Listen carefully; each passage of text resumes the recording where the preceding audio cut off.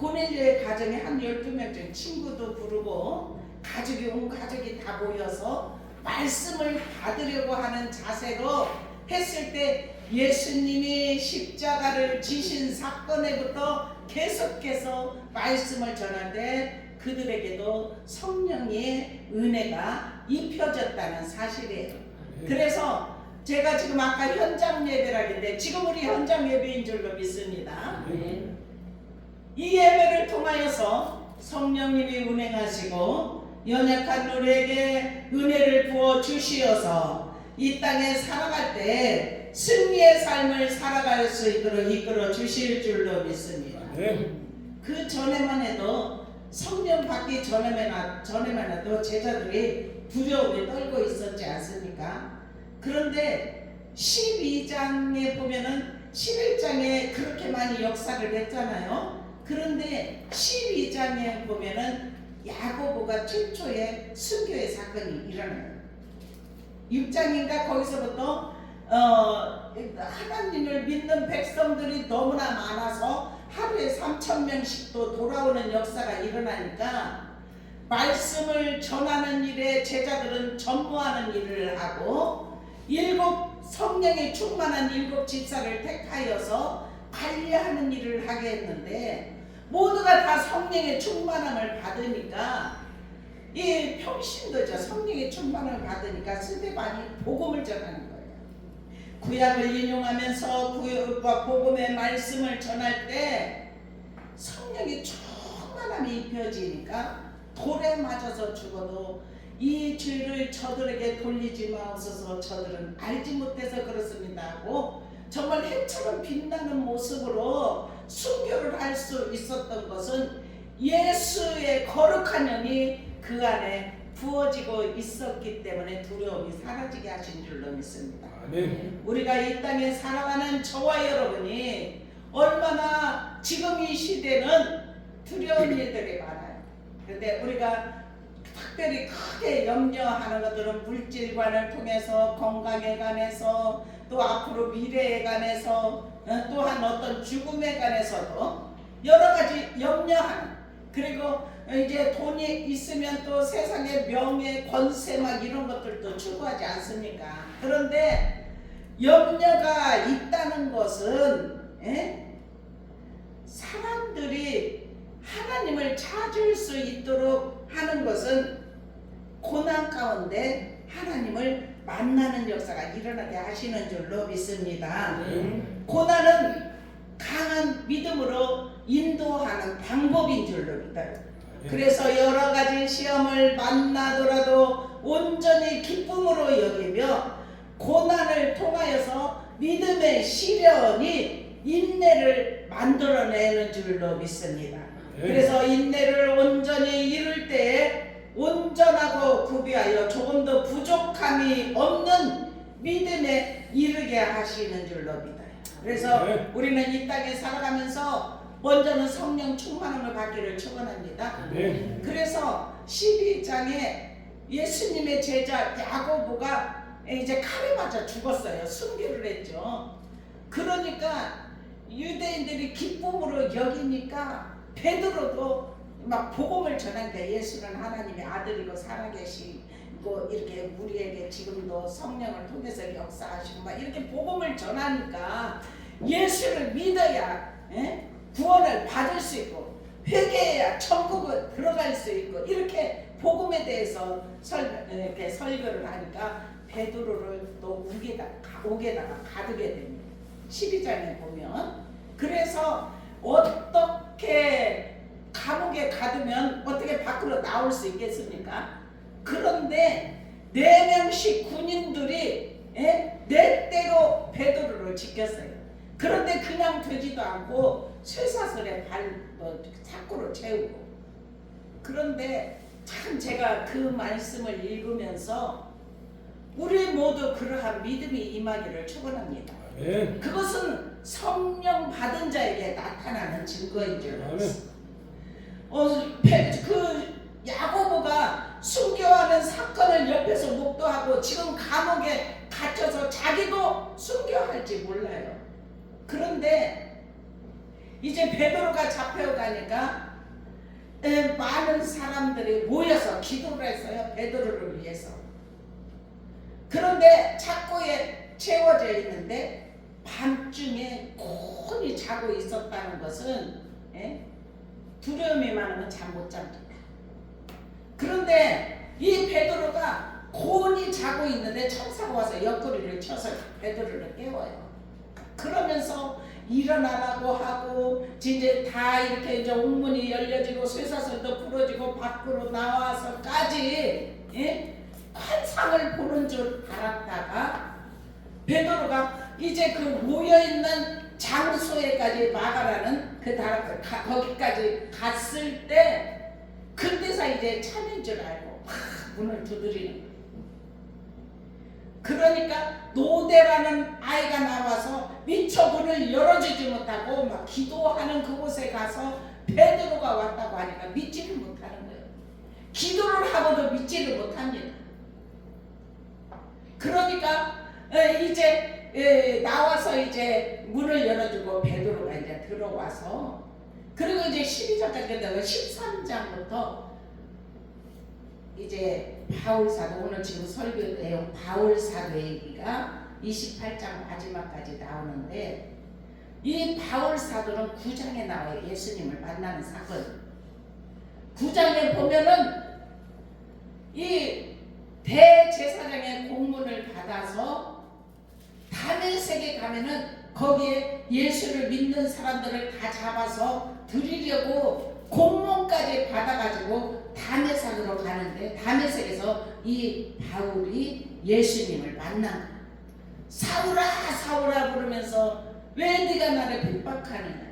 니십니까? 그러게 네가 핍박하는 예수가 그곳에서 빛이 너무 강함을 통하여서 그 자리에서 꼬꾸라지고 눈이 보이지 않고 사람들의 이끌림 받아서 식음을 전폐하는데 3일을 식음을 전폐했다고 했어요. 그리고 나서 나와서 바로 9장에 보면은 사울이 복음을 전하는데 9장 20절에 보면은 즉시로 회당에서 예수가 하나님의 아들이심을 전파하니라. 아멘. 힘있게 설교를 하는 예수님이 그리스도라고 증언하는 이런 일 성령을 받아야만이 이렇게 되는 줄로 믿습니다. 그래서 오늘 본문 말씀의 17장에 보면은 바울이 데살로니에 가서도 복음을 1절부터 이제 몇 절까지죠? 1절부터 9절까지 보면 데살로니에 가서 복음을 전하고 10절부터 15절까지는 베레아에 가서도 복음을 전했습니다.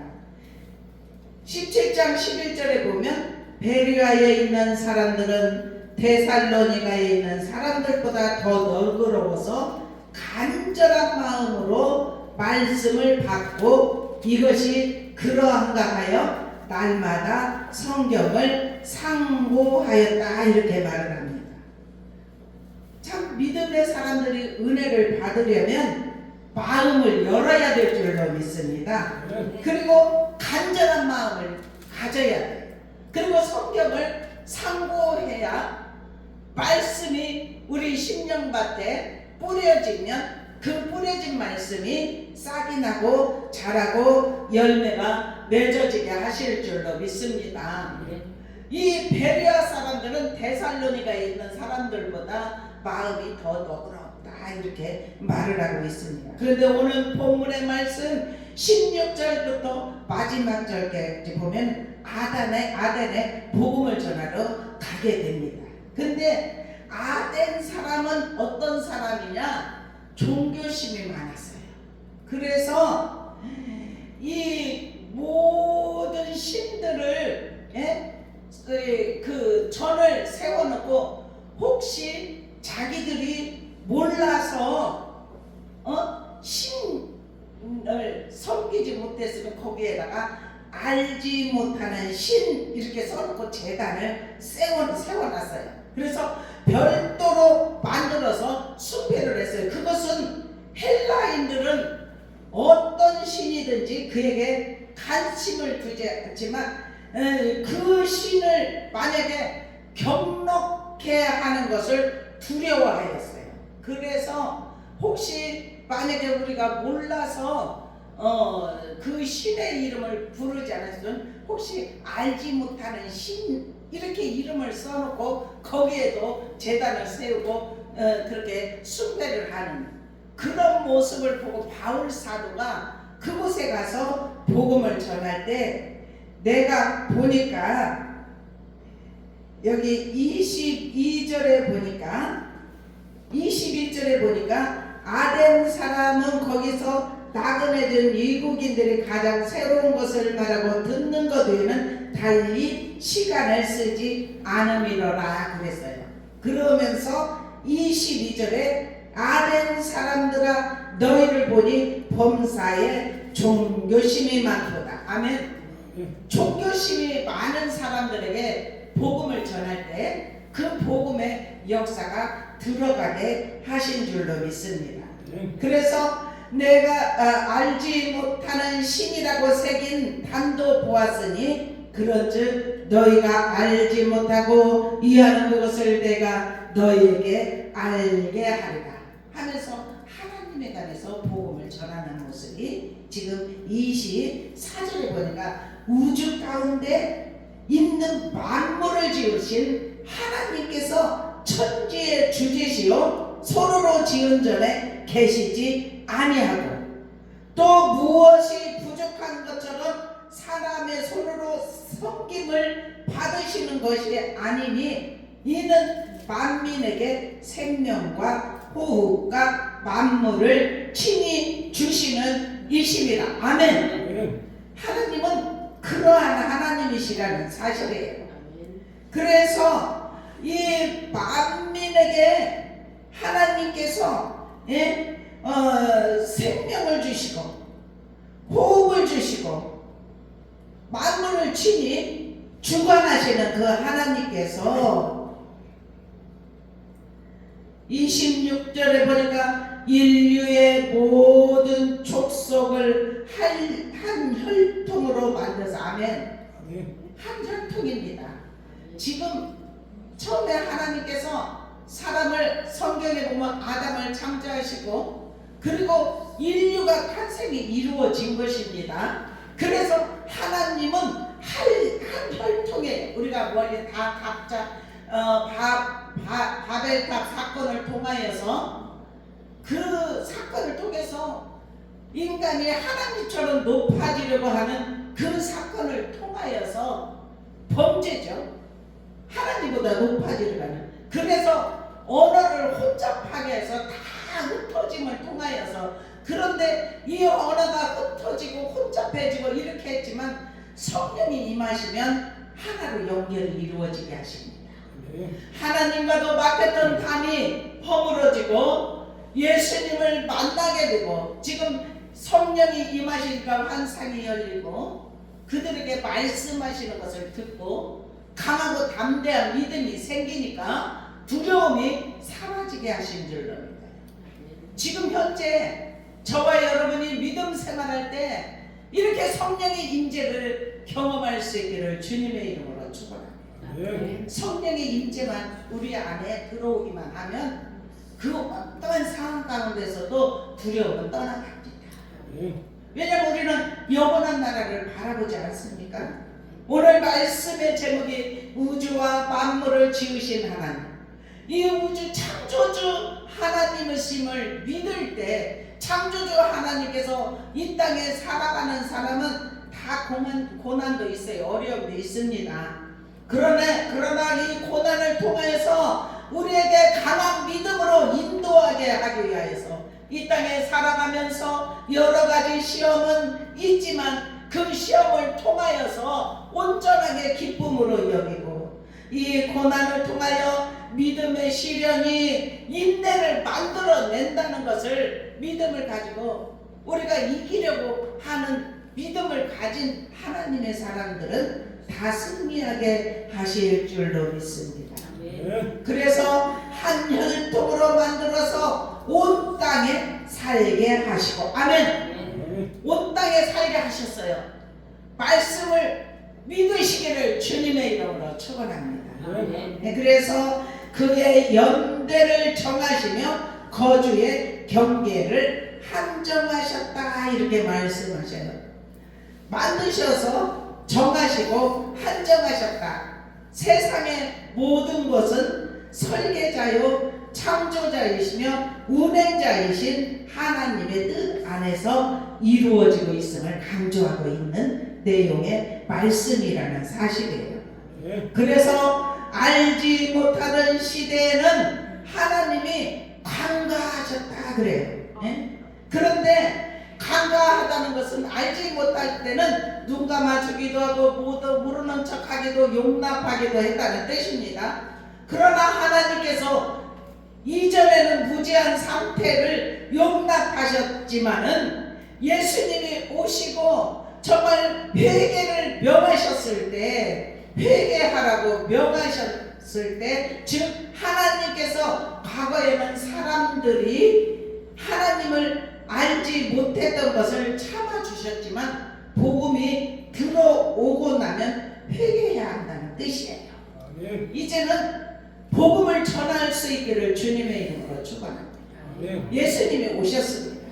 이미 2000년 전에 오셨고 예수님이 가심을 통하여서 그때부터 신약교회가 탄생하면서 그때부터 성령이 운행이 이루어져서 그때 당시 2000년 전에는 저 이스라엘 나라에서는 이 예수에 관해서 말씀이 선포되었는데 전 세계로 지금 복음이 확산이 다 이루어졌고 복음이 들어가지 않은 곳이 거의 없을 정도로. 그런데 말씀에 보면 마지막 날 언제 주님이 오신다겠냐면 복음이 땅 끝까지 전파될 때 주님이 다시 오심하고 약속하셨다는 사실이에요. 그래서 우리는 하나님의 말씀을 받아들이는 하나님의 사람들은 날마다 말씀을 상고하고 은혜를 받으려고 애쓰고 하나님 말씀 안에서 살려고 애쓰고 노력하는 하나님의 사람들에게 성령을 부어주시는 줄로 믿습니다. 이 성령을 받은 사람은 강하고 담대한 믿음이 생깁니다. 그래서 우리가 두려움이 있으면 그 엄습해 있는 두려움 몰아내시기를 축원합니다. 우리 힘으로는 안 돼요. 그러나 성령님이 오시면 한순간 이루어집니다. 한순간 이루어집니다. 우리의 힘으로 할 수 없는데 주님이 하십니다. 그래서 우리가 세상의 염려 예수를 믿어도 어떤 때는 확신이 오다가도 지금 복음에는 반드시 두 가지 반응이 일어나요. 복음을 전할 때 오 세상에 이러한 일이 복음을 받아들이는 사람이 있는가 하면 또 한편으로는 조롱하는 일이 있어요. 여기에도 말씀에도 그래요. 두 가지 반응이 항상 일어난다는 사실이 32절부터 34절까지 그렇게 말씀하고 있습니다. 그들이 죽은 자의 부활을 듣고 어떤 사람들은 조롱도 하고 아멘. 어떤 사람은 이 일에 대하여 내 말을 다시 듣겠다 하니 이에 바울이 그들 가운데서 떠나며 몇 사람이 그를 가까이하여 믿으니 아멘. 복음을 전할 때는 반드시 조롱하는 일도 있지만 믿는 사람들도 생긴다는 사실이에요. 그래서 우리 모두는 하나님의 말씀 몇몇 사람이 복음을 전할 때 그 바울의 설교를 듣고 몇몇 사람이 돌아온다 할지라도 우리는 복음을 계속 전해야 될 줄로 믿습니다. 이사야서 55장 11절에 보면 내 말은 나에게 돌아오지 않고 반드시 이루리라. 아멘. 마태복음 13장 23절에 보면 좋은 땅에 뿌려진 씨앗이 열매를 맺게 하여 주시는 줄로 믿습니다. 그래서 우리는 항상 믿음으로 주님 앞에 돌아왔다고 해도 다 성령을 받은 건 아니에요. 처음부터 성령의 충만함을 받을 수 없어요. 말씀을 가까이하고 말씀을 상고하고 하늘나라에 가는 이 믿음의 확신이 들어올 때까지 우리는 계속해서 주님 앞에 머물면서 예배 자리에 기도하면서 말씀을 가까이하고 은혜를 받으려고 하는 마음으로 우리 내면의 마음에는 네 가지 밭이 있어요. 돌짝 같은 바, 단단한 거, 그리고 가시 같은 거. 그런 거 우리 안에 내면에 있는 거 우리가 더 잘 압니다. 그러면 단단함이 있을 때 그것을 회개로 갈아엎어야 될 줄로 믿습니다. 그리고 뽑아내고 그렇게 해서 마음에 받지 말씀에 들어와서 그 말씀이 심겨질 수 있도록 옥토로 만들어지는 것을 우리가 해야 됩니다. 그것은 회개로 해야 될 줄로 믿습니다. 우리 계속 말씀을 가까이하고 말씀을 상고하고 아버지 하나님 우리의 마음의 밭에 아버지 하나님 불신하는 일이 있습니까? 아버지 하나님 이 모든 것을 용서하여 주시고 내 내면을 정말 이렇게 단단함을 갈아엎을 수 있는 믿음을 허락하여 주시옵소서. 이렇게 주님 앞에 간구할 수 있는 은혜가 입혀지기를 주님의 이름으로 축원합니다. 하나님의 말씀은 살아고 운동력이 있습니다. 자유의 날선 검입니다. 그래서 그 호흡과 영감이 간절 골수를 찔러 쪼개기까지 하는 말씀, 우리가 그 말씀 앞에 우리가 주님 앞에 모든 걸 다 내려놓고 맡기면서 아버지의 말씀으로 오신 주님 내 안에 말씀으로 역사하여 주시옵소서. 그렇게 간구할 수 있기를 축원합니다. 하나님의 말씀은 운행이 이루어집니다. 지금 저와 여러분이 마음을 열고 옥토로 바꿔지기만 하면 말씀이 우리 안에 들어오기만 하면 그 말씀이 우리 안에서 살아있기 때문에 역사가 일어납니다.